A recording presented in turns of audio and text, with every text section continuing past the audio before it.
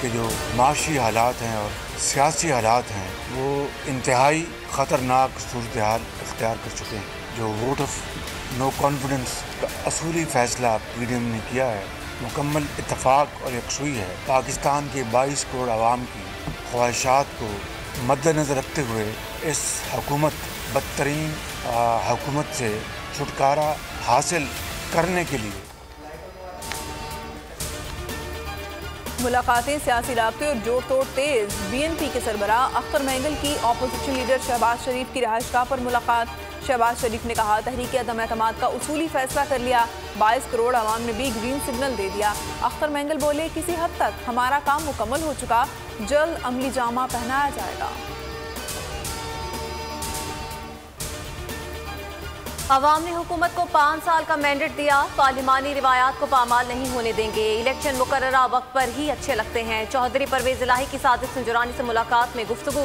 Chairman senate ने कहा चौधरी शुजात की सियासी हालात पर गहरी नजर है, उम्मीद है कोई रास्ता निकाल लेंगे।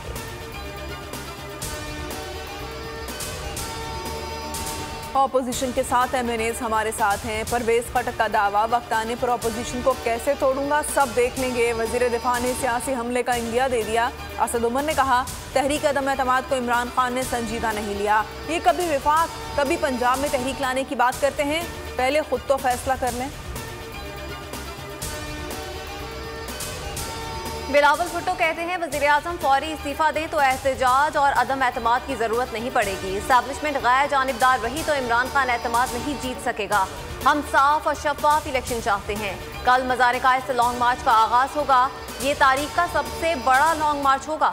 लॉन्ग मार्च से पहले पीपल्स पार्टी की शहर शहर रैलियां और जलसे, कराची में म्यूजिकल शो। होम ग्राउंड पर पीपल्स पार्टी को तहरीक इंसाफ का चैलेंज, घोटकी से सिंध हुकूक मार्च का आगाज कर दिया। शाह महमूद कुरैशी हेलीकॉप्टर पर पहुंचे, खिताब में कहा सिंध के लोग अब तब्दीली चाहते हैं, अवाम तहरीक इंसाफ को सिंध में मौका देना चाहते हैं। असद उमर बोले अगर सिंध में हमारे काफिले रोके गए तो पीपल्स पार्टी का लॉन्ग मार्च वफाक में रोकेंगे।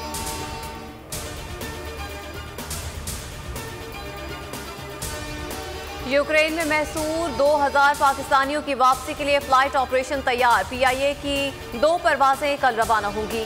दर्जनों शहरियों को पोलैंड मुंतकिल कर दिया गया। यूक्रेन में पाकिस्तानी सफीर का कहना है कि यूक्रेन में 3000 तलबा मौजूद थे, सिर्फ 5 या 600 रह गए हैं। फ्लाइट्स बंद हैं, पंप्स पर पेट्रोल दस्तयाब नहीं, बैंकिंग सिस्टम बैठ चुका है। मुश्किलात के बावजूद पाकिस्तानियों के इनखला का अमल जारी है।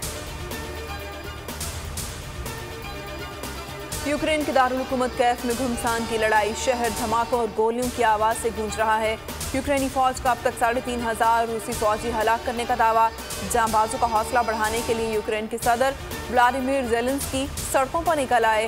वीडियो पैगाम में कहा मैं यहीं हूँ, हम हथियार नहीं डालेंगे, अपनी रियासत का दिफा करेंगे। बाहिफाजत इनखला की अमरीकी पेशकश मुस्तरद कर दी। जहांगीर तरीन एयर एम्बुलेंस के जरिए बरतानिया चले गए। 1 हफ्ता लाहौर के निजी कैंसर अस्पताल में जेरे इलाज रहे। जहांगीर तरीन को मेदे का अल्सर हो चुका है, वो पहले भी बरतानिया में कैंसर का इलाज करवा चुके हैं। शहबाज शरीफ और जहांगीर तरीन की सेहतयाबी के लिए नेक तमन्नाओं का इजहार। कराची में सीनियर सहाफ़ी अतर मतीन के कत्ल का मुलजिम अशरफ बरोही हब से गिरफ्तार। अशरफ ने ही अतर मतीन पर गोली चलाई थी।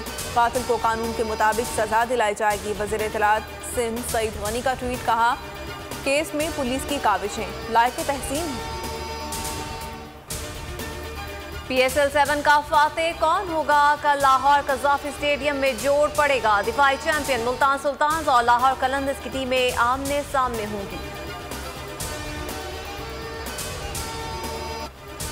और लाहौर शाही कले में कार की ड्रिफ्टिंग, पुलिस खामोश तमाशाई बनी रही। वॉल्ट सिटी इंतजामिया का कहना है कि शाही कले में शूटिंग हो रही है, इजाजत कमिश्नर के कहने पर दी।